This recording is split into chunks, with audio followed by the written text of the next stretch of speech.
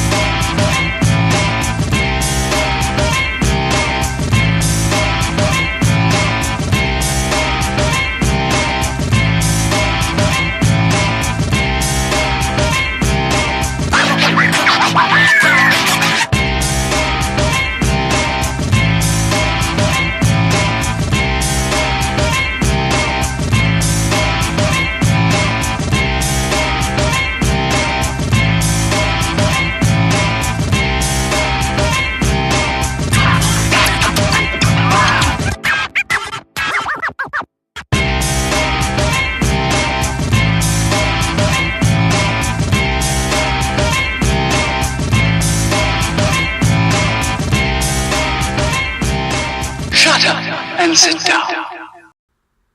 All right, good evening, everyone, and welcome to the 360 Sports Show. I'm Ada Pizzelli, he is Christian Lauber, and tonight we will be previewing Super Bowl 56, and hopefully not being interrupted constantly by NBA trade deadline things, but we cannot promise that. So, those are the two big items on the docket here tonight, the Super Bowl and the NBA trade deadline, along with other news and notes from the past week in sports. So, if you want to reach us during the live broadcast, you can through any of the comment sections of the live streams or by emailing us the360sportshow@gmail.com. So, Christian, let's go ahead and dive right on into the Super Bowl.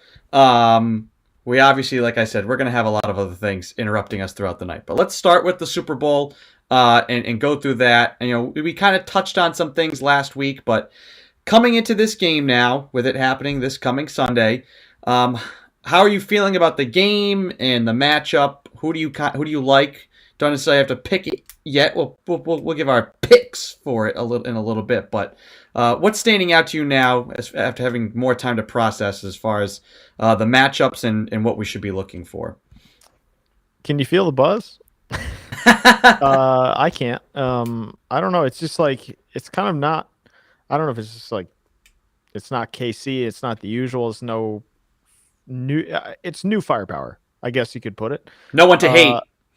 Exactly. And it's kind of like, you know, I could find myself rooting against Kansas City, but either of these teams, like, I think Stafford is a good story, you know, finally got an organization that is building around, you know, obviously they're building around their stars and their money and trying to win now.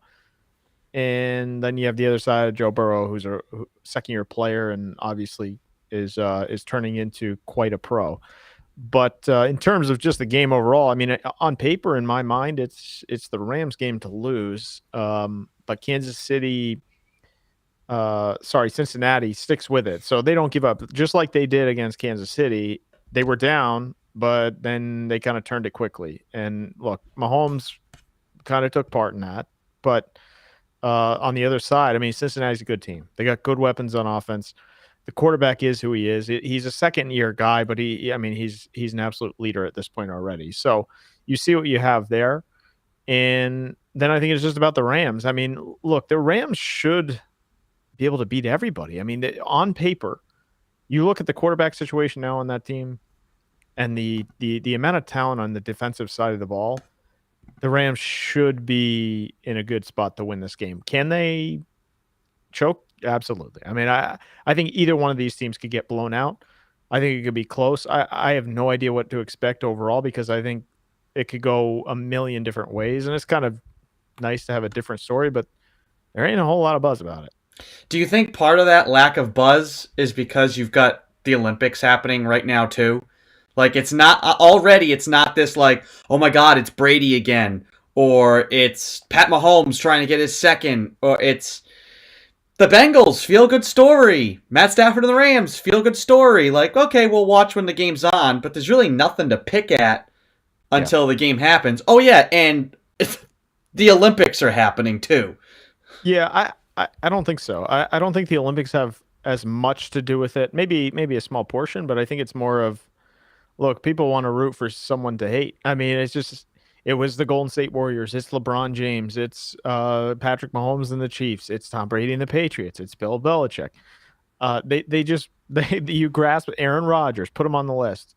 You just grasp at something to root against, I feel like, as opposed to rooting for, unless you're obviously a fan of one of these two teams from that city. But the Olympics, maybe 20%, but I think the other 80 is a pretty solid amount of like, I don't know who to root for. I'm going to eat good food. I'm going to watch commercials, but there's no real, the game itself, until you're sitting down watching it. Now, as a football fan, for me, there's more buzz once I'm sitting down watching the game. For other people, it's not about that, especially when their team's not in it. So it's definitely, in my eyes, just more about neither one of these teams is like, I want to hate them. You know what I mean? I don't want to root for that team. There's just none of that this year. Yeah, I mean, there's not enough. There's no drama leading up to the game. There's no storybook drama about it, as far as the matchup goes.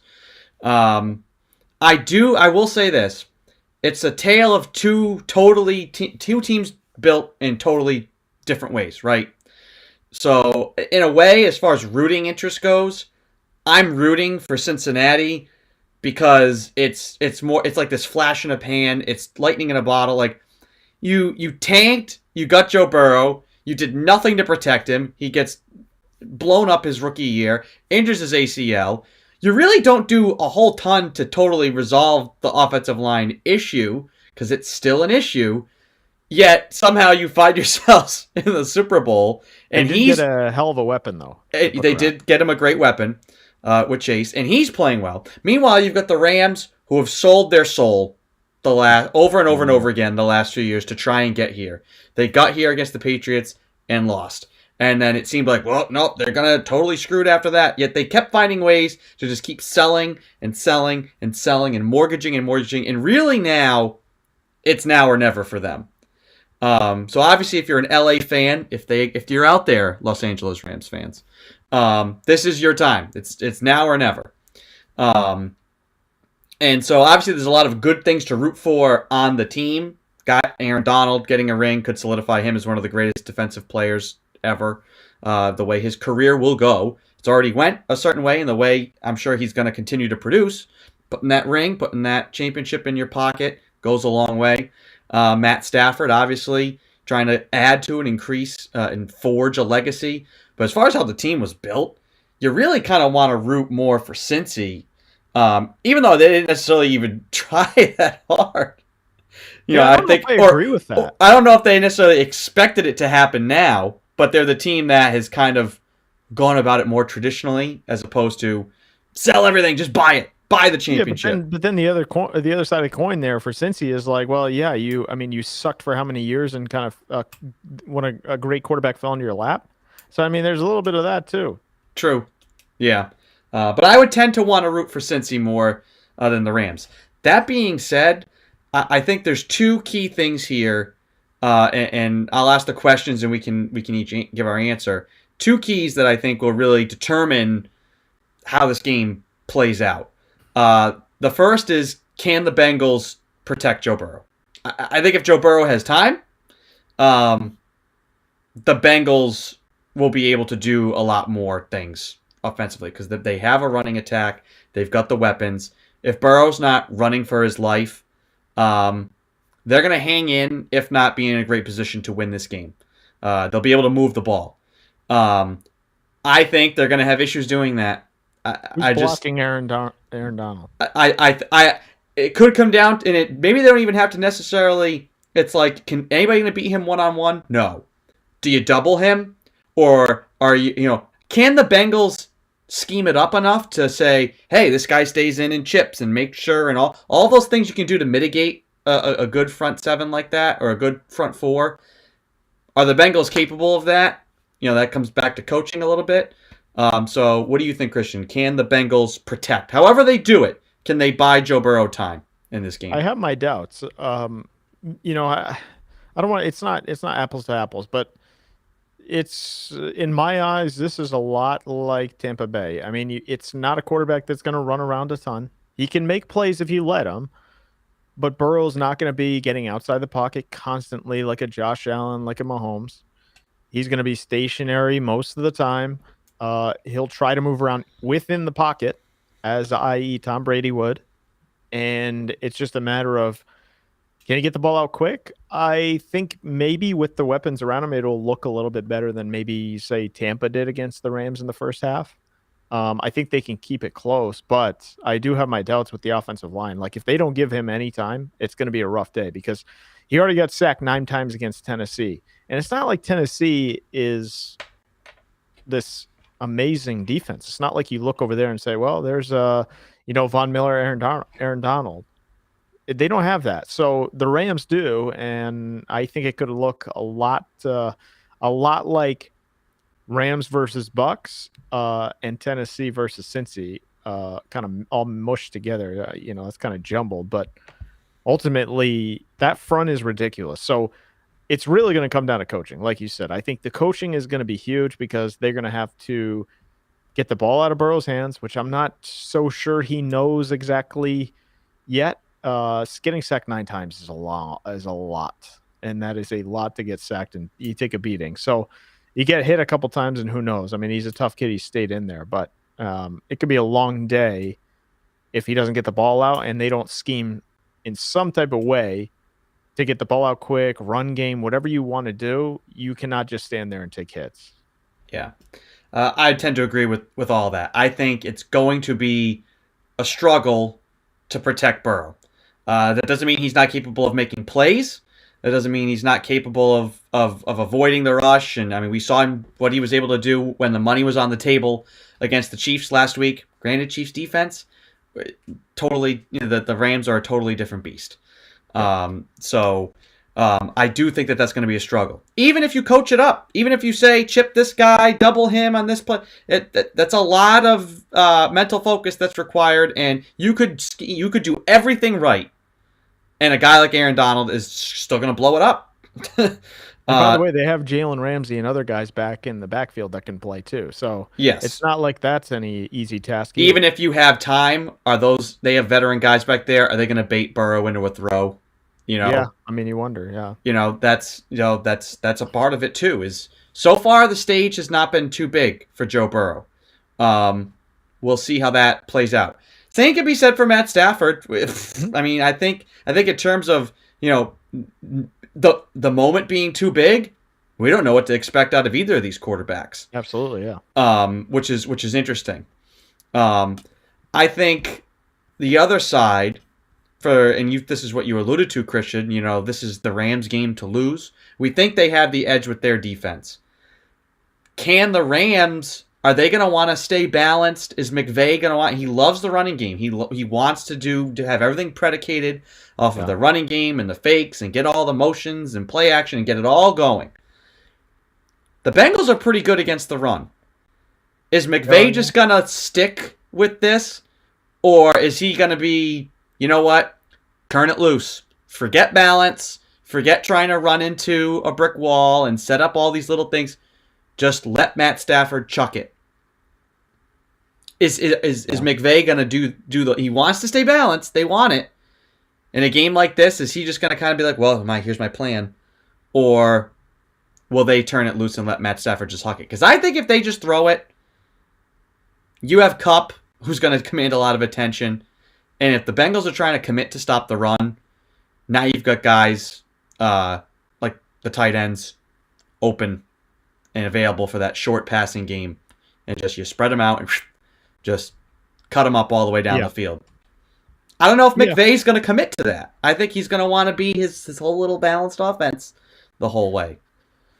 Yeah, I mean, that's another question mark on the Rams side for sure. I think it's a little different. You look at the past. I mean, has he gone away from his scheme? Not too much, but especially against the Patriots in the Super Bowl there with Goff. I think it's changed a little bit with Stafford because I think you have a little bit more room with Stafford than you do Goff, right? I don't think Stafford's going to make a number of bad throws and just go on an absolute horrendous run like Jared Goff potentially could back when.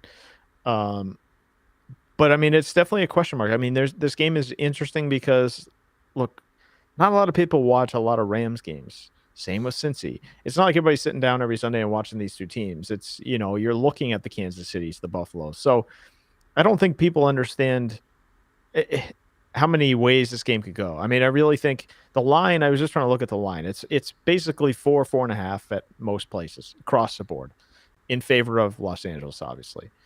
And I think that's about right. I don't see. I think it's potentially, obviously, someone could blow out the other, but this game reads to me like it's going to be close in one way, shape, or form. Whether that's going to be just all defense or whatnot, I have no idea. But I think it's going to be in the range of a touchdown. And either one of these teams, I think, could puke on themselves.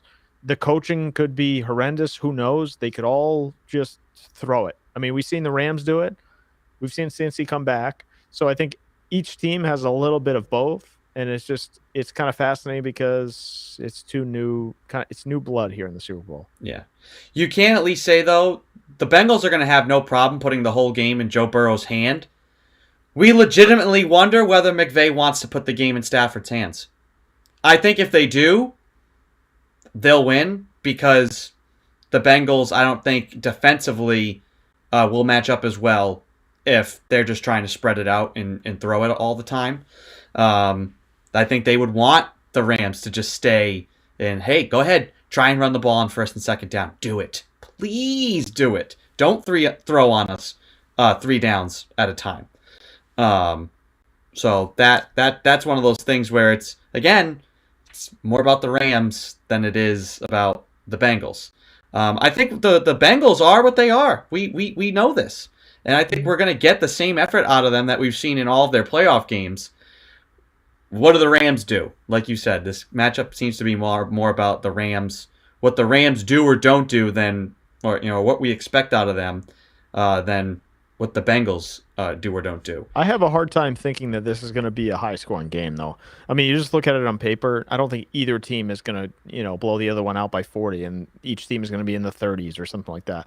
Probably 20s. I mean, it's just I have a hard time feeling like Cincinnati's going to score a ton of points in this game, especially if they just kind of do what they do, rely on Burrow, have him stand there, and the same thing with the other way. If McVay relies on his run, pass, run, pass, pass, or, up and down the field, just do the same thing, vanilla, it's going to be low scoring. Yeah, I mean, by and large, Super Bowls are pretty. The blowout Super Bowl or the shootout Super Bowl doesn't happen all that often. The only way we've seen that happen is it's like the tale of two halves, right? Like Super Bowl 38, right? Patriots, Panthers. You had an absolute rock fight for basically 2.5 quarters, and then both teams were just so tired defensively that it turned into a track meet because the defenses were just gassed. Well, last year was a blowout. Last year, but again, 31-9, right? That's 40 points. That probably hit the under, given what we were expecting.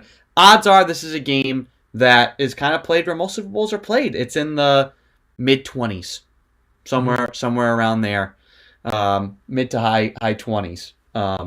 What is the over/under, by the way, for the game?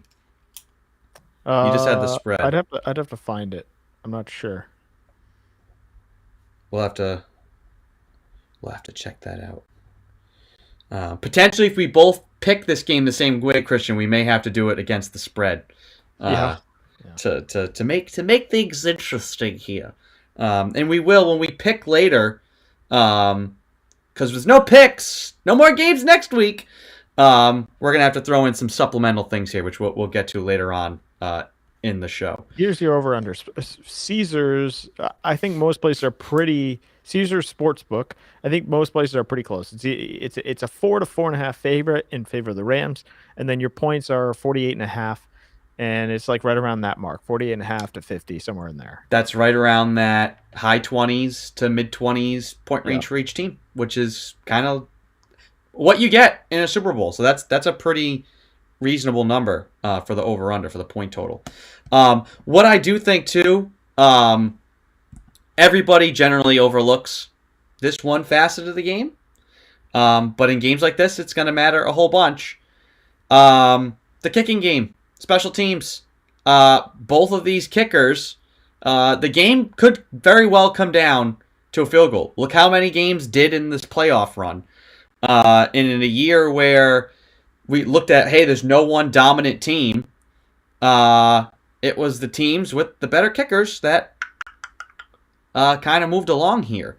And McPherson, I'd say on the list of like reasons why the Bengals are in the Super Bowl, you go Joe Burrow 1, McPherson 2. Obviously, you want to put Jamar Chase in there too, but that comes down back again to Burrow.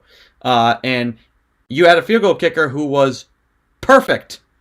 You needed all of those kicks to get there, and he made all of them. And so I think you're going to need a similar type effort. Those points are going to matter. You know, how many times have we seen a team at the end of Kansas City kick a field goal at the end of the first half instead of trying to go for it and rub it in? Right. Guess what? Those 3 points would have mattered. You would be playing in the Super Bowl right now instead of having to just make a kick to go to overtime, which you then lost in. So I think both of the kickers in those types of situations, hey, these 3 points, a stalled drive in the first half, a stalled drive in the third quarter. Maybe you're down 17. Oh, let's go for it because we want it. No, take the points, make it a 2. The kickers are going to be really, really important in this game. And we wouldn't be surprised if this comes down to a last-second field goal.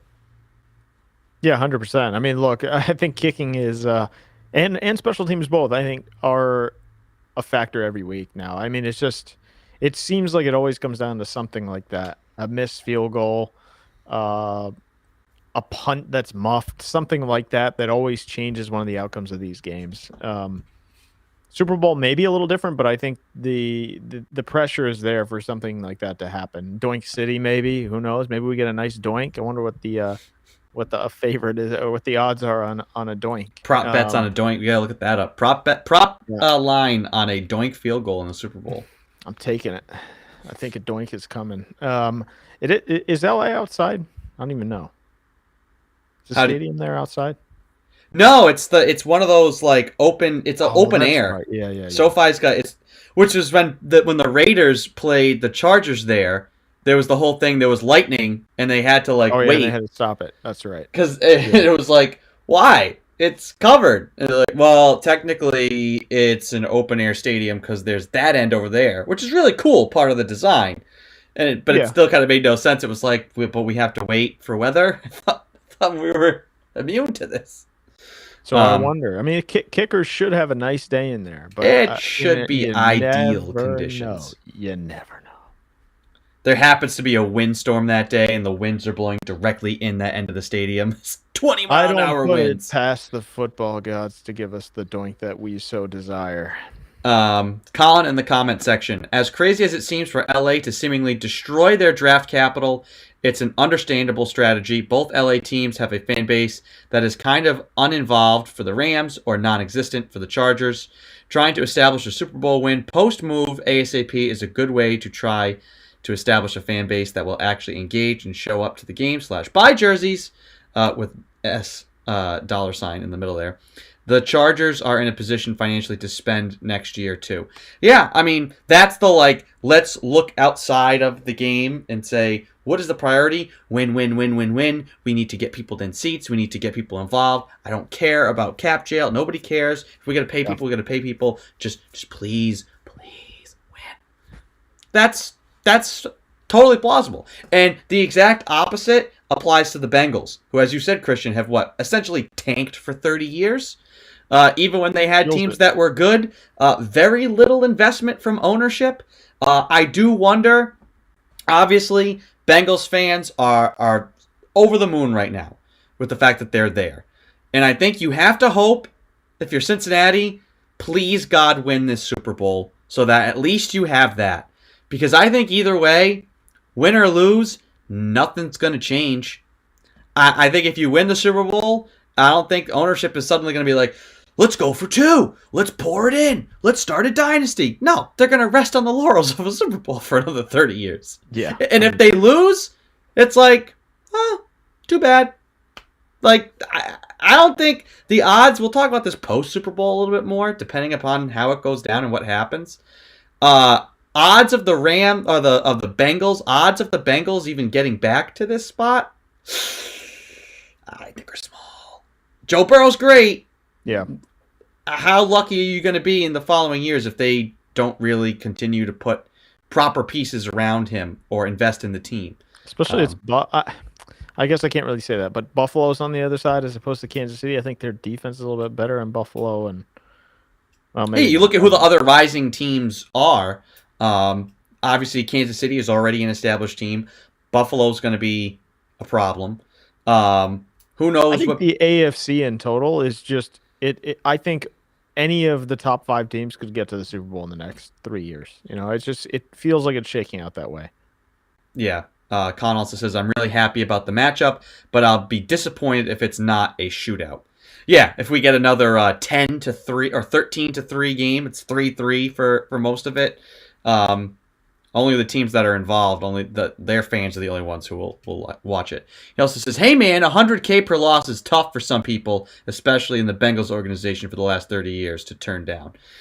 Yeah, we can talk about that whole mess a little bit more later on. The Brian Flores and all the not pay to play, pay to lose stuff going on down in Miami. But that is kind of in general the biggest things we see as far as how's this game going to play out. What's most important?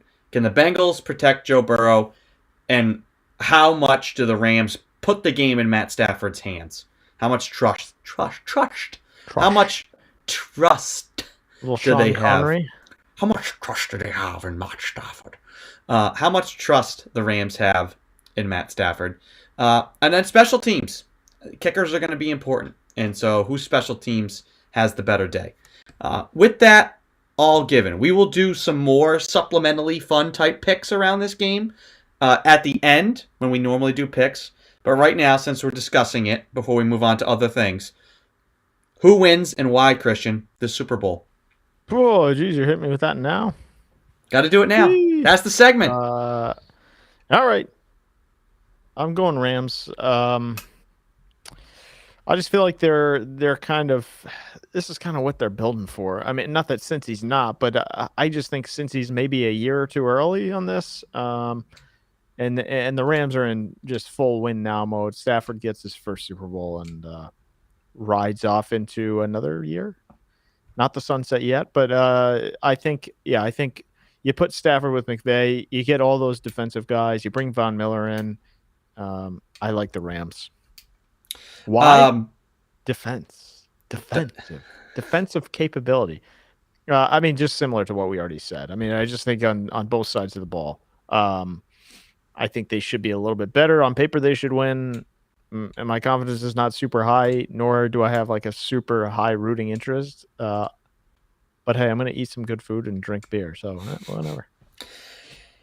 I agree with a lot of that. I think that the Bengals are going to struggle to protect Burrow, and that they found ways to win all these games when either they've played ugly and found a way to win, or whether they have to turn it on in the second half like they did last week. It has been storybook, and Joe Burrow's like very quick ascension here has been impressive. Mm-hmm. This day it's not his day yet. Unfortunately, I don't know what'll happen. We see what happens to teams that lose Super Bowls. They usually crumble. The only team that has lost a Super Bowl and then has managed to pick themselves up and get back and stay competitive the next year or in the following years and return to a Super Bowl has been Bill Belichick and Tom Brady. That's the only combo that has lost a Super Bowl and then even made the playoffs the next year and done something. And let alone return to the Super Bowl. Yes, the Seahawks made the playoffs again. Yes, the Falcons found a way to make the playoffs again. They haven't gotten back to a Super Bowl. And those teams, while that was happening, started to fall apart. The Broncos lost Peyton Manning. Obviously, they were going to fall apart. The Eagles, that was one of these David and Goliath type runs. They weren't built for sustained success, and obviously fell apart.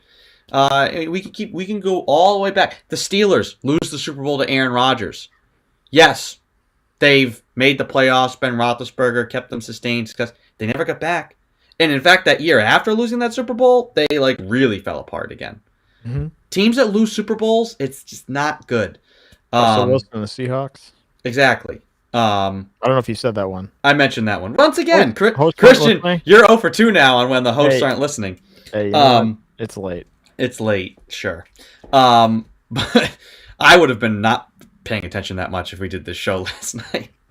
You would have got me like 10 times. Getting the scope of the sports world, stuff catches my eye. Yeah. But it's just not good. I don't think the Bengals are going to win this game. And I worry what that's going to do. It's why I want to root for them, because I Joe Burrow succeed and do well. But I just don't think they match up well with that defense. I do think that given the fact that they're going to have to throw the ball more, putting the game in Matt Stafford's hands, it's like we've talked about it. This is his time. It's a chance to kind of really release himself from the shackles of being a Detroit Lion, and that he deserves his place with this generation's top quarterbacks. So I just think it's going to be tough. I do think it's going to be a close game, and so I like the Rams by a field goal to win this game. But as we always allow, once the game happens, we leave wiggle room here for both teams to collectively puke on themselves. I have concerns about McVay, want run, pass. But I'm going to lean with the veteran quarterback, a team that's already been there, a team that has all the talent and has more talent on defense. They got guys that are just going to make a mess of things for the Bengals, and that's going to make things tough on a second-year quarterback in a Super Bowl. Hey, a coach that's been there too. Maybe he learned something. I don't know. I'm gonna lean Rams because of all the things you said. You're welcome. And yeah, we're kind of in agreement, which means that when we get later to picks, we'll have to add in a what did we say the spread was 4.5? Yeah. So I will take the Bengals with the points. So Rams to win, but Cincy to cover. How say you, Mr. Christian? I like the Rams -4.5. So Rams all the way. Ram. It's a touchdown game. Cool beans. Now, we'll have to think about this for when we do things later. We'll take a peek because I believe that you have a marginal lead. I believe I do. So I'll have to. As expected, just like we drew it up. Just like you drew it up. So I'll have to pull up our pick sheet here. Come on. The internet should be a fast thing, you would expect in today's day and age. Get your hamster running. All right, yeah. You took the 5 points last week, so you are up 166 to 161. So, how many points strictly on the game itself? We put 5 points on conference championship. How many points do we want to put on the game itself? You got to double it. Since we're picking the spread. So this is worth 10. The Big Ten. The Big Ten. So that puts everything in play. Any additional bets that we may come up with later on in the show for fun? 1 point apiece on those, I think fair. Yeah, that seems about right. That way, we'll come up with a few. So 1 point for additional supplementary bets will be 1 point, sir. Too bad the Bills aren't going to be there. We could get a Bildo bet. A Bildo debt? A Bildo bet. Got a it. Dildo bet. It only took... No, it's the Buffalo Bildo. Okay. That's what people say. I mean, look, there's always a bet on it, especially when the Bills are involved. Anyways. Just saying. So, that is... We will restate our pick and why later on at the show when we do all the fun stuff. But that is how we see things breaking down here for Super Bowl 56. Before we transition to NBA, trade deadline rumors and news, and a couple of the other leftover points from the week, we are going to turn to Hot and Not. It's time for Hot. Hot. You want to talk about hot? Hot. Please stop doing that. Doing what? Continue. Go ahead. And not. God, is he a moron? Oh my God, he doesn't shut up. It's so stupid. Stupid decisions. Dum-dums. The naughtiest knot of the year. Oof. Suck fest. Suck sauce. On the 360 Sports Show. All right, Hot and Not are up and down, the good and the bad, sometimes the ugly. We are going to start, Christian, with you. Go for it. Were we starting hot or not? Let's start with the hot. Always okay. start with the hot. I'm gonna just, even though I didn't really watch it through and through, I'm just gonna go with Trevor Zegras and his ridiculous blindfolded skills competition goal. Let me see if I can find this clip. Here it is. I think you sent the clip to me, so I can pull it maybe I up did. here. But yeah, just ridiculous. I think he ended up losing. I didn't even catch the end of it because it was in and out, but still ridiculous. And this is the same guy that everybody is like super angry with, that he's like changing the game and putting the puck on his stick and using it as like lacrosse style. But he's just ridiculous. It's insane what he can do. All right, let's see this here. Oh, honors dodgeball. I mean, you already win right there. Let's see if we can skip ahead. A lot of talk. Blindfolded. Oh, we're bringing out a whole bunch of ducks. See if they slow it down, because it is ridiculous. Let's see. There's got to be a point where they show it slowed down here. Okay, yeah, here we go. Right after this. Back after this. Blindfolded. That's absurd. That is absolutely absurd. We'll have to tweet this out for the podcast listeners. But if you're watching that, I mean, look at that. How's that even? That almost defies physics. I know, it's insane. Is there glue on the stick? I mean, hold on. Let's run that back again. Maybe the tape is backwards. I mean, he's just got it. I mean, it's just that move right there is the toughest one, where he's stopping and coming back the other way. The fact that puck stays in the blade of the stick there. Not to mention, yeah, he's blindfolded and he's got people hucking dodgeballs at him. Now, keep in mind, this kid has done incredible stuff in game too, so it's not out of the realm of possibility for him to do something like that. Yeah, take the blindfold off. Yeah, If he starts doing that, if he starts playing games blindfolded. Now we're talking. That's the next challenge. My hot for the week. Honestly, this is a hot that I could have brought up a few weeks ago, but I had the feeling more was to come, and it has. If you haven't been paying attention in college basketball on the women's side to Caitlin Clark, you have been missing out. So she's a sophomore. This is a sophomore from Iowa. She has already this year. She's breaking basketball for just her conference, for the Big Ten, for Division I women's basketball, and now basketball as a whole. So she's only a sophomore. She already early on eclipsed 1,000 points. She's done that in the fewest games played in a career on the women's side, aside from Deladon. So she's already a 1,000-point scorer. She dropped back-to-back 30-point triple doubles later in January. And so here's a stat. She back-to-back 30-point triple doubles in the NBA, WNBA, and Division I men's and women's basketball since 2000. So these are players at all levels of basketball, men's and women's, who have dropped back-to-back 30-point triple doubles. How many people 20 years? In the last 21 years. Yeah. How many people do you think there are, Christian? That have done it? 3? Okay, there's more. There's 7. Here's the list. Kobe Bryant, LeBron James, Russell Westbrook, James Harden, Luka Doncic, Giannis Antetokounmpo, and Caitlin Clark. Pretty good company. That is pretty good company. That's it. Across all levels. That's it.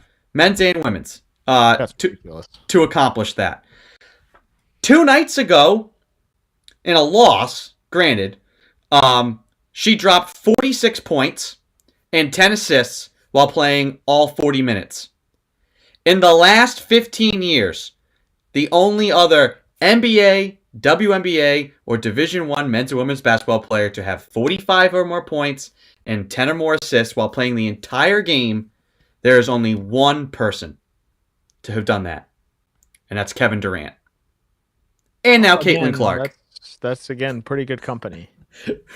Ridiculous. I mean, she was pulling Steph Curry-like stuff in that game 2 nights ago, pulling up from half court. They were like triple teaming her, trying to trap her in the back court. She's just dribbling around people and then heaving from midcourt and cashing it. So if you haven't been paying attention, absolutely on fire this whole year and will continue to be. Only a sophomore, Caitlin Clark. So it's going to be crazy to see how much she accomplishes in her collegiate career and what will guaranteed one day be a WNBA career.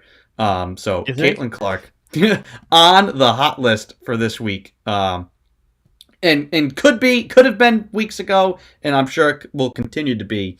But just unbelievable. So wanted to bring our attention to her. So Christian, now the other side of the coin, the knots. This is my favorite part. I went with just All-Star games in general. I cannot be more bored of All-Star games. I'm not kidding. I think they're so useless in every sport. Now, the skills competition, you got me hooked.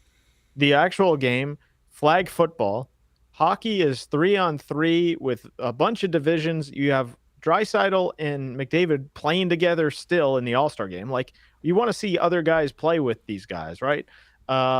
And then, I mean, don't even get me started on Major League Baseball. That they're in a lockout. And what am I forgetting? NBA, useless. I mean, it's been okay the last few years, and just okay. The skills competition in all four, just major sports, perfect. Give me more of that as opposed to the All-Star game. I think the All-Star games just suck overall. I think it's a nice honor for the players, but it's just not an entertaining product, in my opinion. I just lose interest almost immediately outside of the skills competition stuff. I'd agree. I mean, I think the only sport that, like, watching guys play it at a pickup type style, it's basketball. I mean, because it's a sport that can be played casually for fun. What makes hockey exciting is when it's played at the highest possible level. And that requires both the physicality and the skill side of it. And so for a sport that has that balance, you take one whole aspect out of it. What are we watching? What's the product here? Same with football.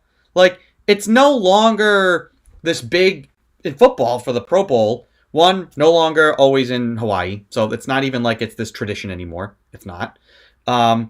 There's no real... It's not this big accomplishment. I mean, guys now we said this last week, you make so much money now, you could take a vacation to Hawaii anytime you want if you're an NFL player. It's no longer this like, oh my God, I got voted to the Pro Bowl. Like, hey, it's just amazing. We get a free trip to Hawaii.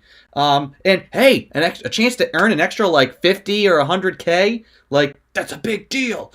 It really isn't anymore. Yeah. And so to have this just kind of watered down, you see guys like not trying to really tackle or go have speed. It's two-hand touch. No, nobody wants to hurt themselves. Two-hand, just touching here. What are we doing? Nobody wants to see that. That's not football. Just name them to the team and have all the, like you said, the skills competitions. Dumb. I agree. Bad products all the way around. NBA only one that you can kind of get down with because it's like, hey, I want to see LeBron throw an alley-oop to Giannis. Yeah, even that, cool. I envy you if you can sit through the whole game, though. I can't do it. I do. I mean, the new way they end them is interesting. It does create a little bit more. They've at least changed it to acknowledge that something needed to be done. You're a basketball fan, though, more than I am, as opposed to watching games. Look, I'm a fan of the NBA, but like the All-Star game just doesn't do it for me. I don't No. know. And it doesn't for I would say the vast majority of people. 3-point and stuff like that. You look around these 4 sports, just to finish my thought or wrap this up, is the 4 major sports you're looking at. These skill competitions are all good. I mean, they're all at least somewhat entertaining, more so than the actual games themselves. 3-point contest, dunk contest. Even that's not what it was, but you got your boy Obi Toppin in this year. And then, things like Trevor Zegras doing that in the skills competition. Hardest slap shot, things like that. It's just much more entertaining. Yeah.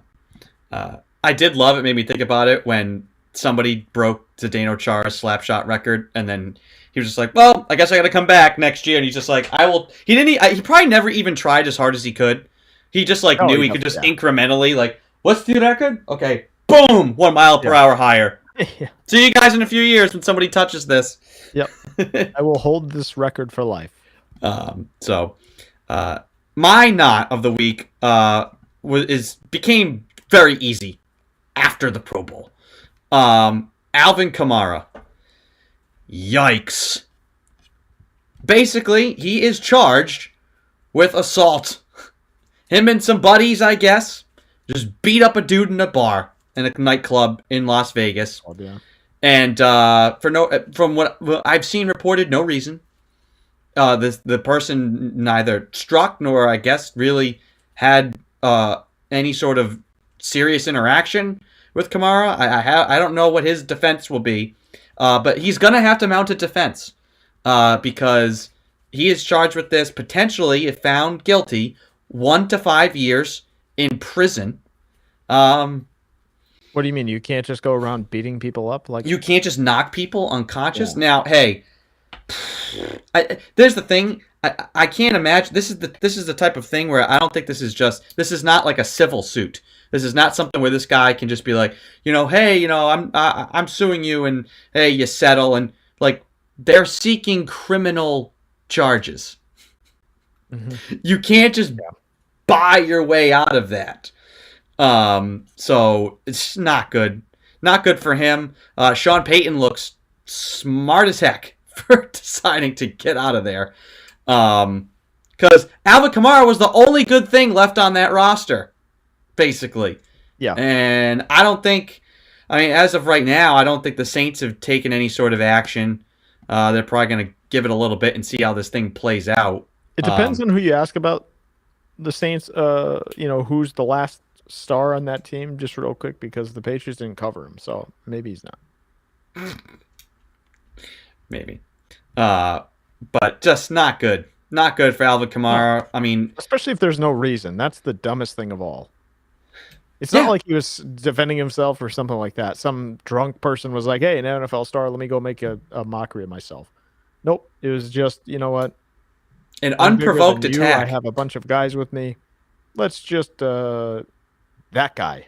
Yeah. So who knows? I mean, I'm sure we'll find out more details in the coming weeks, but for now, on the not list. Anybody that flushes away a career in which you get to play a game and make millions and millions of dollars, just never good. Never good.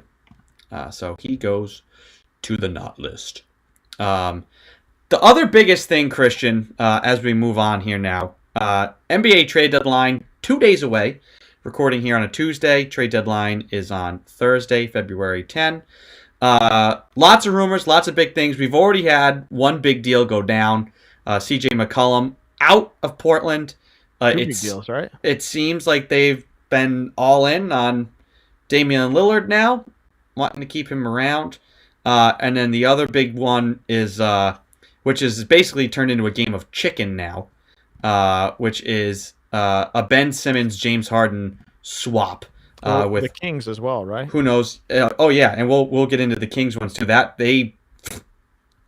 What a dumpster fire the Kings are. If you want to pull up what that trade was, that also happened later today. The big story out of that is them getting rid of Tyrese Halliburton, and evidently there's supposed to be some other shoe to drop. Maybe they find a way to move on from Fox. I don't know.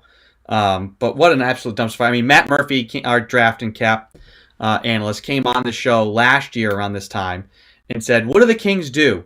Are they smart? And do they say, hey, we've got some young guys. Let's like move on from Harrison Barnes and let's be selling to build for the future. Instead, they like bought on guys and then they lost guys in free agency. They didn't make the playoffs. They didn't make the play-in last year. And now it's even more being blown up. If you're a Kings fan, which they do exist, there are Kings fans. Sure. Yeah. I feel real bad for you today. Because now I think you're going to be in that constant, perpetual state of squalor, which is not where you want to be. I'll tell you what, in the I NBA. already read some stuff that, well, yes, they had to get rid of Halliburton, but Sabonis is coming back, so that's something to kind of. And Sabonis is a different player. He's not as young as Halliburton, so let's not make this out to be like the Kings won this deal or it's even in trade. Not really. I mean, just the full lot of it. The Pacers are sending Jeremy Lamb, Justin Holiday, 2027 second round pick, and Sabonis for Buddy Hield, Tristan Thompson. I didn't even know he was still playing this year, and Halliburton. So I think you have a pretty clear winner in that. But The Pacers. that's just my opinion. I mean, you got Buddy Hield and Halliburton. I mean, that's it. That's a win for the Pacers. That's a win for the Pacers. And the initial tweet from Woj, it had Jeremy Lamb listed twice. I saw that. Yeah, Lamb and Lamb. Yeah. Is this a new like cap like thing? A little unexploited rule. Hey, you can double trade a player. We split them down the middle, and we're going to trade half a salary here and half a salary there. Yeah, wouldn't be surprised. The way the NBA, Yeah, the NBA like trade rules and It'll be the cap one league. is probably longer than the United States tax code, and just about as easy to understand. Yeah. So that was funny. But those are the two biggest trades that have happened so far. The McCollum trade, and then the Halliburton trade. That's what we'll call them. But then there's this Simmons Harden situation, which basically seems like it's a big giant game of chicken, and everybody's tweeting up a million different scenarios. And there's a 4-team trade and there's a 5-team trade. Usually at the end of the day, those things boil back down to how can two teams just get the deal done between each other? Do you think that a Simmons and Harden swap really does anything for either side? Who wins more if a deal like that actually does happen? Sixers are saying they're willing to just hold out till the summer. But I think they'd be smart to just move Simmons now. They should just get rid of him while they can. Yeah. Does either team really win that deal, though? I think, honestly, I think the Nets kind of win that because I think Harden is probably gone after this year anyway. So you might as well get something. And look, it's a depressed asset, obviously, in Simmons. But if he's on the floor and his head's screwed on, he's still a relatively talented young player in the league. So, and especially when you have Kevin Durant on your team, you're in a pretty good position already. Now, look, without Durant, it doesn't matter no matter what. But I think ultimately the Sixers have had their hand in the Harden basket, I think, for like 5 years. I feel like going back now. This is like the Celtics are going to make a big trade every year. It's like one of those flash in the pan rumors that never happens. But I think Harden's done with the Nets after the season anyway. So if I'm Brooklyn, I'm trying to do something. The Sixers don't have to do anything. I mean, at this point, it is what it is. Now, if they get Harden, I don't know how much it changes. I mean, I still think you have Tobias Harris on that team. You still have Embiid, obviously, but I don't know. Harden to me is he's not like a game-changing point guard in terms of he's not going to do everything. Would I take him? Yeah, because of the talent. But if I'm the Sixers, obviously you try to get as many good players as you can. I just think a guy's going to have to go out, and I think that's probably Tobias Harris. But I like my team more if it is Harden as opposed to a guy's not playing. Yeah. I definitely think it would open up this little window here for the Sixers. It would kind of, if Harden's healthy, would I think give them a better shot. Basically, it's an admission. If the Nets, who by the way have started out tonight against the Celtics down 28-2. Yeah, not ideal. Now, I don't think Durant's not playing and Harden's not playing, correct? Neither is Kyrie. And or Kyrie. What is the do you know the Kyrie situation? Is he hurt or something? Because this is Is he not allowed to play at home still? Is that Yes. okay? To my point, trading Harden, even though I think we're all willing to say it already, admits and will say that whole experiment failed. Trading all the guys they traded to get him just a year ago. Like, a little over a year ago. Failure. Abject failure. I mean, you went all in to have those 3 guys win you a championship.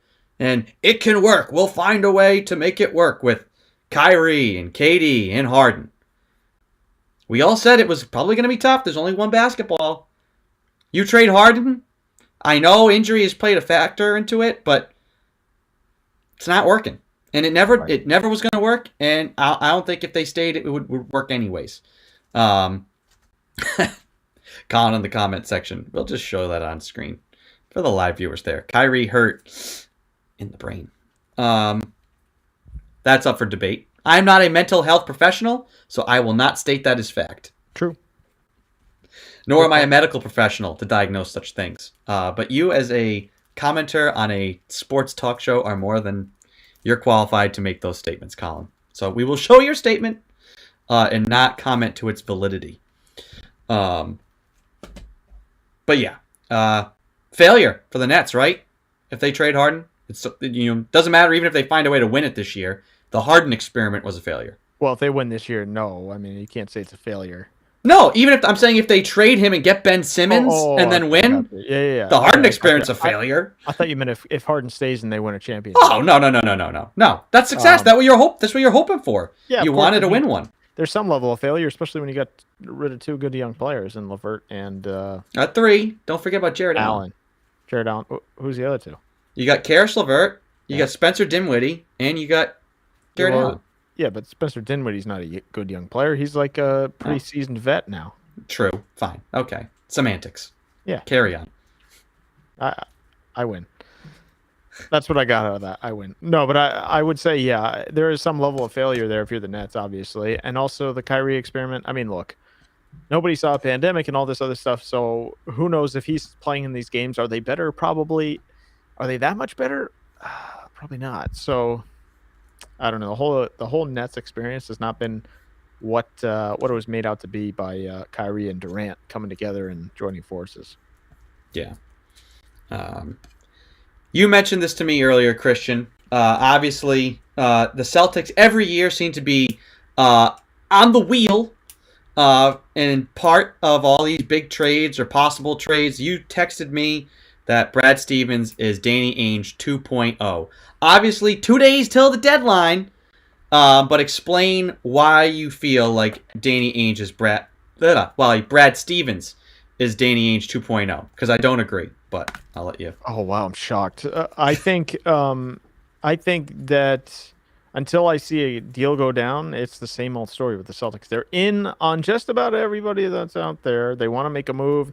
They got people on the trading block: Grant Williams, Josh Richardson, all these guys. They have willing trade partners. They're looking to make a deal, and then they don't make a deal. So, I mean, this is a year that they could make deals because they have a contract that's easily movable in Dennis Schroeder.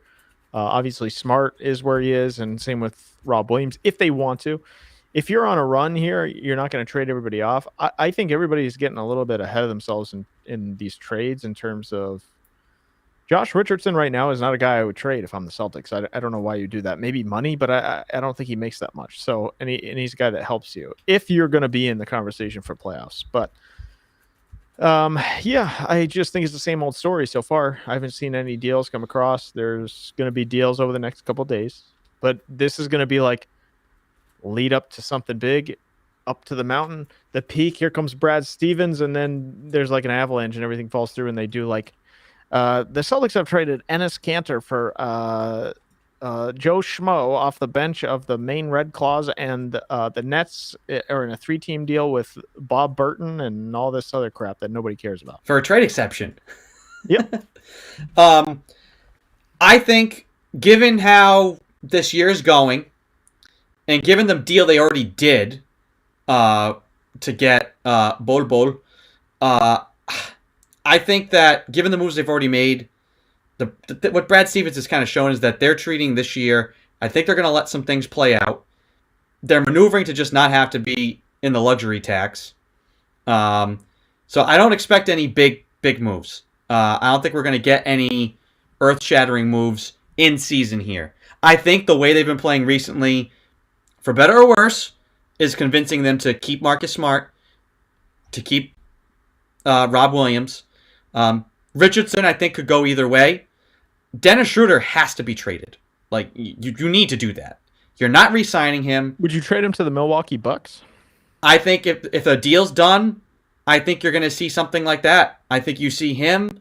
I mean, the trade is him for like Dante DiVincenzo and some other, and like swaps of picks and things like that. Evidently, the Bucks want Grant Williams, who the Celtics are really high on. Now,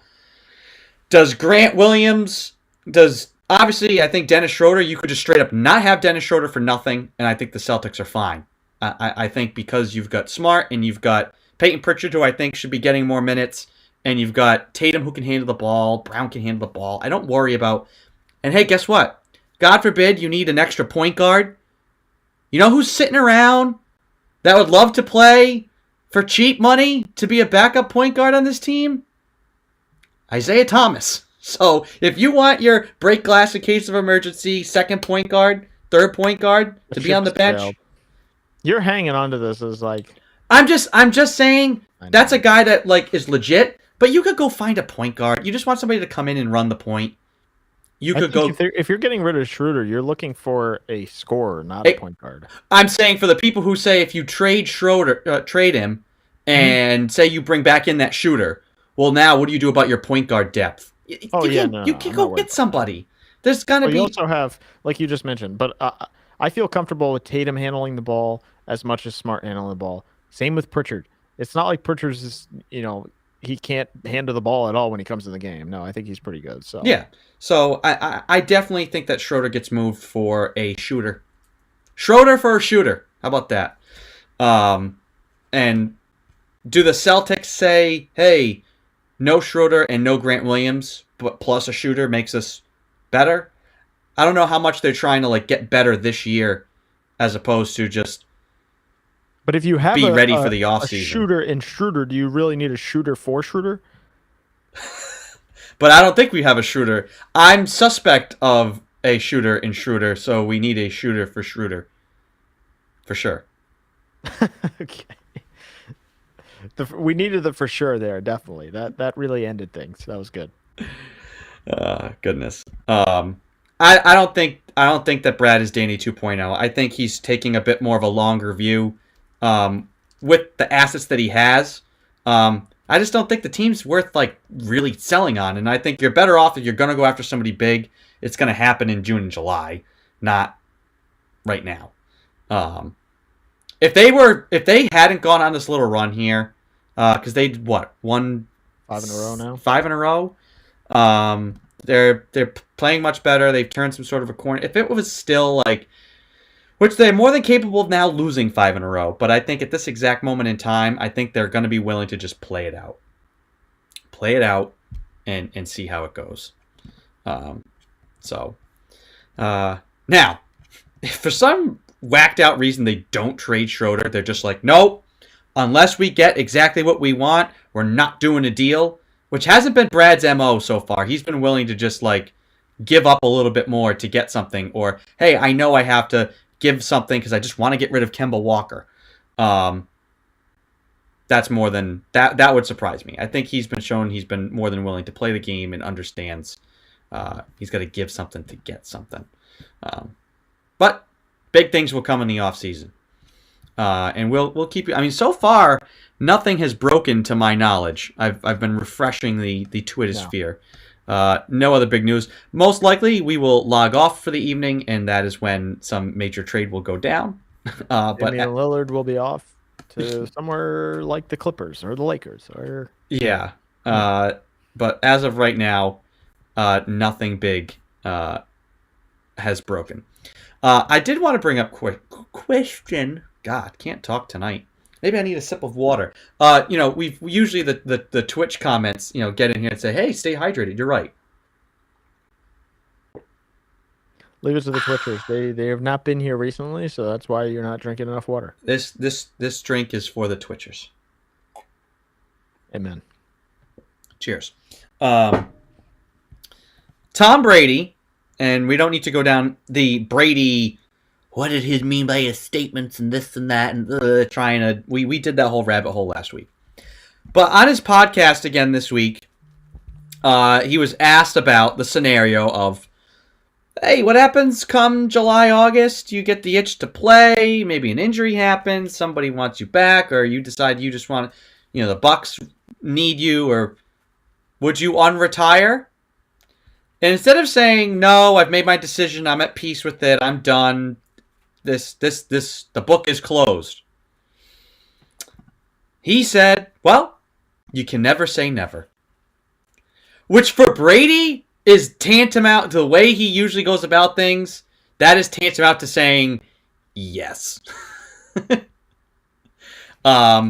Does the needle move here for you, Christian, after those comments of, hey, you know what? It's now, what did we say? 5% last week of him pulling a Brett Favre? Yeah. Has that percentage changed for you? Not much. I don't know. I does he want to play in Tampa? Does he not want to play in Tampa? Maybe that's the hang up. Maybe that's where his mind is at. If they trade his rights, will he come back? Maybe. But I still have my doubts. I think maybe 15%. I'd say now, because I think what's going on, I'm not saying it's more likely than not, but clearly he soured on Tampa, like that he can win a championship, that he will have the pieces around him to play at a high level. He didn't want to stick around in New England and like try and teach guys how to play football and deal with a whole bunch of rookie and second year guys who weren't going to be in the right spots when he's trying to win more rings in the twilight of his career. I don't think he's going to want to just stick around. And yay, I got Mike Evans, but like Gronk's going to be done, and all these other guys are young, and we're going to have to draft guys. We can't sign guys in free agency. The defense is going to decline, and it's all on me again. They got a lot of people moving. That's not going to be what he wants to be a part of. You would get 2019 Tom Brady all over again. So I think this is the best move. Retire. If a situation arises where, hey, there's a team that wants you, and now it's late in the game, and the Bucks can't keep you around, and you decide to unretire, forces their hand. So I think he's just going to sit back, enjoy retirement. Wink, wink, nod, nod. Mike Vrabel wink, or Kyle nudge. Shanahan. Yeah, and I put it at 25% now. I think it is an even quarter chance. 17.5%. This is not a 17.5. This is not. There's a 1 in 8. This is not an chance. auction here. We're not gonna meet in the middle. No, There's a Christian. 1 out of 8 We're chance. gonna just keep Yeah, until don't we do that. agree. 21.5%. Can we agree on that? 22.3. I could go 22.3. All right. 360 Sports Show agrees. A Write it down. 22.3% chance of Tom Brady I say 1 out of unretiring. 8. 1 out of 8. That's my number. 1 and 8. That's where I immediately go is 1 out of 8. So you're a solid 12% Yeah. on everything. Yeah. So I think it's now more likely than not that he pulls a Brett Favre. To close things out here, we're going to restate our Super Bowl pick, but also add in some of these supplemental items here. So first, we've both picking the Rams to win. Rams to win. Christian, you're going to go straight up Rams. I'm going to take the Bengals with the points, which we are setting now. The needle may move here in the coming days, but we'll set it at 4.5. What's your final score? If correct, or how about we do this? Whoever's closest to the final score gets a point. Sure. So what's your final score? 28-23. 28-23. A win by 5. Fifth. Now, if the line moves, I have to redo everything. But No. This is for the record. I am going to say Rams win. Bengals cover 4.5. I am going to go with a solid 27 to 24. Too close. Field goal at the end to win. Too close to mine. You have to change. Nope. That's gonna make it close. So supplemental bet number 1, field goal to win. I'm saying yes. It's going to be a field goal to win the game. Obviously, I guess you're going to say no since it's 28-23. Field goal worth 5 points for the Rams to win. I'm going yes on that. No, I'm just kidding. I'm going no. Not a field goal to win. You said over under 48.5. Right now you are over that. So I'm going to guess you're going to stick with the over. I guess so. Not hedging. Can't hedge. Well, you could hedge. If you really wanted to, you could hedge. But I'll take the under. You make yourself look bad. What do I got? 27 to 24. That is math. Fun. I guess I'm taking the over too, it would seem. Now I don't know about that. Now I'm wondering. Because I think it's going to be... Gosh. No. Stick to my guns. Sticking to my guns. All right, Christian. Coin toss. Heads or tails? Tails never fails. I'm going heads. All right, you go heads. I'm going to go tails. Yeah, you're one of those guys, aren't you? Who wins? Who wins it? Is it the Rams or is it the Bengals? Cincy. Cincy wins it? Yep. I'm going to say that the Rams win it. There we go. So we got more points on the board. Any fun props? Can you find any fine props that would be worth throwing in here? 'Cause those are some of the biggie type things that happen early on. Like there's always a prop on like the length of the anthem. How long the anthem's going to take to be sung. Let's see if I can find something quickly here. Or if there's any other fun prop bets or anything we could think of. McPherson field goal makes over under 3.5. How many memes come of the Super Bowl halftime? Oh God. Over under 52. Memes just like a bajillion. That's over. The internet exists. Infinite. I got no like funny prop bets. I just got prop bets like, team to call first time out and Is there anything? All right, we'll make this one up then. Length of anthem. Because I think the average to just like straight up like sing it as is. I think it's somewhere in the range of like 55 seconds to a minute. Obviously, you have some singers who go way over. Some singers who might go under.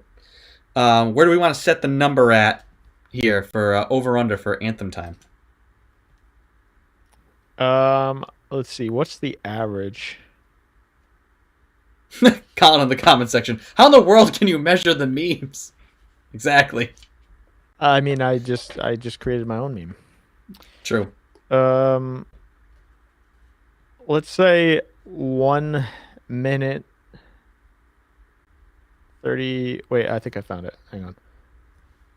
The odds are minus 115 of over or under 98 seconds. So let's just do that. So 138. Yeah, 138. 138. Ooh. I'm going over on that one. Wait, who's singing it? Do we know? We do know. We do know, but I don't know.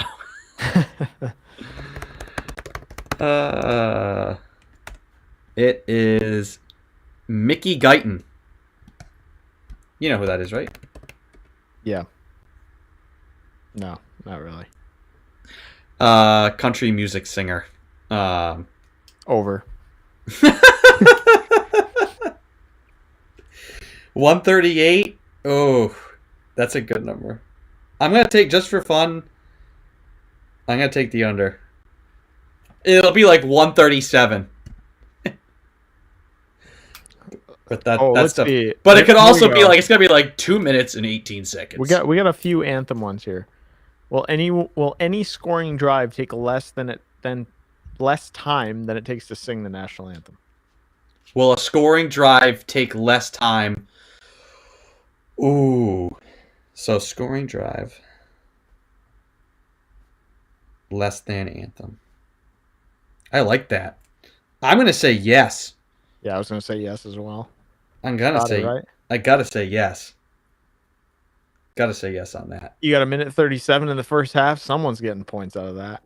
Yeah. Oh, yeah. Or it like what if it's a close game? The end of the game, somebody gets the ball back with a minute left. Oh my God, that's a great prop bet because here's a good one. it can happen at any point in the game. There's a pick six, or a guy throws a 90-yard touchdown. You're sitting there like yes. Anything basically that happens in one play guarantees you that. Punt block return for something. Who knows? Yeah. What else? I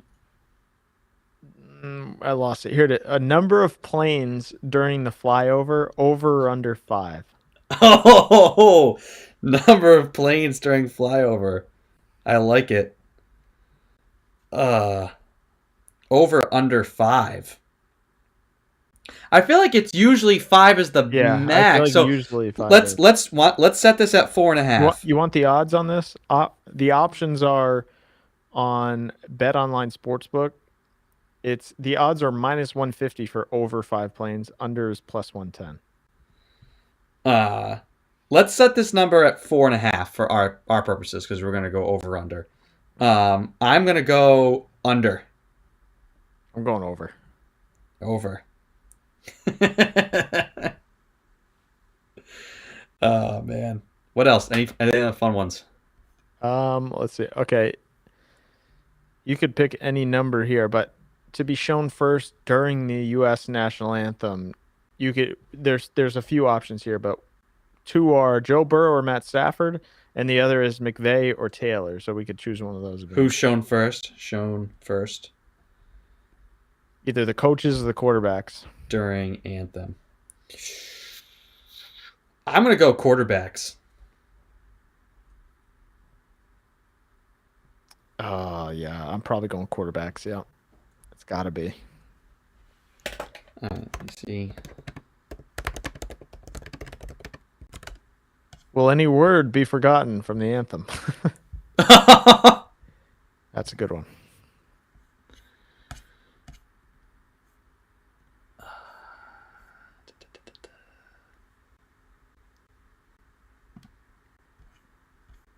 There's a lot of these.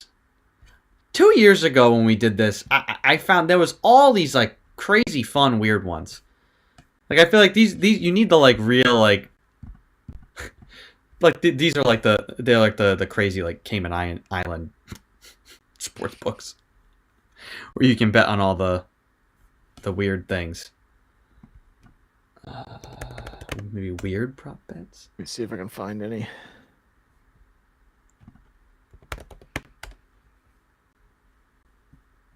Oh, here we go. These are the strangest Super Bowl prop bets. This is what we're looking for. We got to do the classic though. We have to hit the color of the Gatorade for the winning coach. Oh, I was gonna say that's one I just came by. Okay. Ooh.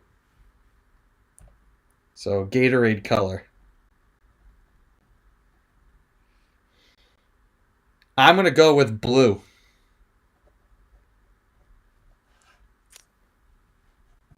I'm going lime green. Lemon lime. The classic Gatorade flavor. Lime green. Let's see.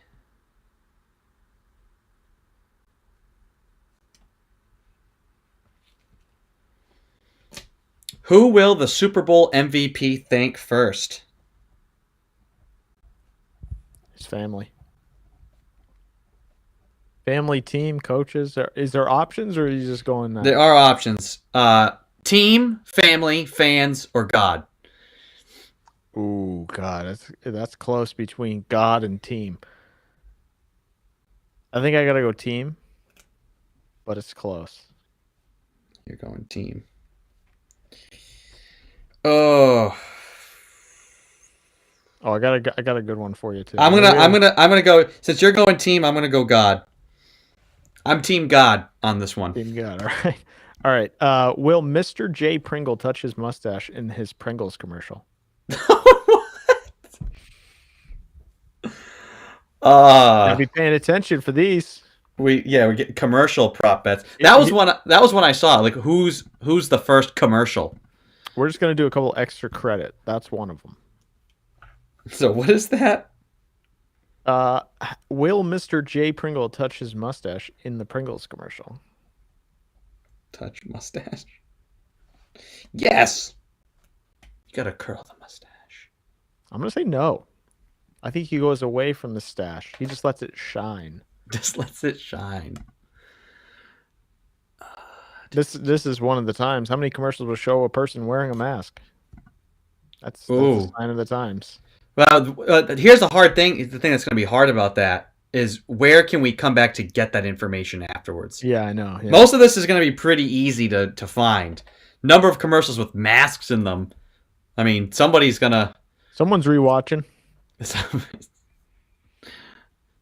Nothing else to do. Let's see. Looking for some more.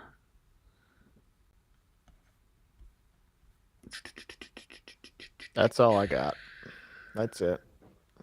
Oh, here we go. Here's another fun one. What color will Snoop Dogg's shoes be to begin the halftime show? Here's your options. Blue, yellow/gold, black, white, gold, gray/silver, orange, green, purple, red, or pink. Snoop's shoes. So basically every color in the rainbow. You got your options. Pick a color.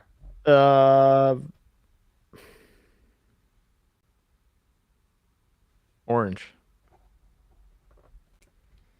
I'm gonna go purple. Purple shoes.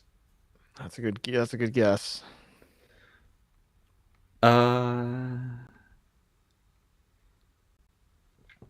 right, two more to complete this craziness. First Anheuser-Busch brand commercial to run: Budweiser, Bud Light, Michelob Ultra, Cutwater Spirits, Bud Light Seltzer Hard Soda, or Michelob Ultra Organic Seltzer. What was the bet? Just which Budweiser brand will get a commercial first? Oh, it's got to be Bud Light. Busch brand. You're gonna go Bud Light. I'm gonna go traditional Budweiser. Get those Clydesdales in there. Actually, no. The Clydesdale commercial will come later. They're gonna go. It'll be a hard seltzer one. I'm gonna go hard. I'm gonna amend this. Hard seltzer. Kind of the end, yeah. They're gonna want most eyes on the Clydesdales. All right. And lastly, will Joe Burrow be shown smoking a cigar? Now, here's the question about this. Let me see if it stipulates. Is that in commercials? If the Bengals are able to win Super Bowls, maybe.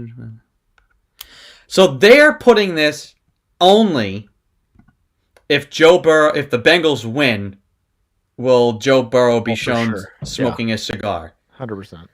I wanna make this. Will they show any at any point? This doesn't matter if it's Joe Burrow, like they are smoking a cigar, but will they add all? Will the broadcast add all? They could just be flashing back like, hey, here's what happened at this thing here. So let's do this. Will the broadcast, because this will cover if the Bengals win too. Will Joe Burrow, in any capacity, whether it's an old picture, a video, he himself live, be shown smoking a cigar at any point during the broadcast? It's tough. You make it tougher, you know what I mean? That's what I'm Yeah, here I'll for. say yes. Why not? Let's have some fun. Christian says yes. And to have extra fun, I will say no. No cigar for you, Joe. You get since you came up with that one, you get the responsibility of telling me the answer. So. I'm just gonna post it. I'll just ask Reddit later that night. Hey, at any point, and let the internet. Reddit's a very reliable source too, so that's good. Yeah. Let the internet do the work. I think that's it. That seems to be. That's a ton. I think we're good. That seems to be all the funnier ones. So. We have got quite the card now. I'll type this up and we'll post it at some other point. Christian. Oh, you want some potentially kind of breaking news like within the last 30 minutes? Sure. We love breaking news. Go for it. Tuukka Rask is not expected to continue his comeback. Wow. May retire from hockey within the week. That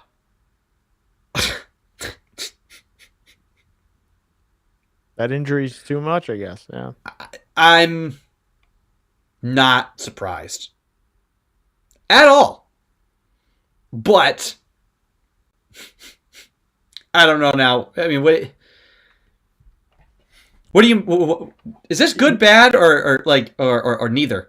I'm indifferent because, no, it's good news because I think the Rask that was coming back that we saw in the first few games wasn't right, and he just had a major hip injury. Like, let's not forget about that. And you have Swayman, you sent him down. So I think it's important to realize that this is not all bad news because I think the kid can play at an NHL level, and I think it's important to get him some reps up here. True. Hey, I mean, I guess it's unfortunate for him, but I would much rather him just be like, nope, tried, but it's not going to work, than if he limped around into the playoffs with them like he did last year. And they're like, well, he's our guy, gotta stick with him, he's sticking it out. That's kind of where my head is at. Like that, I immediately go, well, if he's not right, and then he comes back and he's still not right, are you going to just put him out there because he's Tuukka Rask? So I think it makes the decision easier in terms of there's no pressure to make a wrong choice here. It's all Mark Swayman going forward, and Rask is just, he had his career. It was a pretty good one. He only has the one cup as a backup, but he's still a very, very good goaltender overall. Hopefully, Swayman getting sent down and now being brought back up, hopefully it doesn't affect him. Yeah, because if you hurt him because you wanted to try and bring Tuukka back for one last run and it didn't work, talk about major misstep as an organization.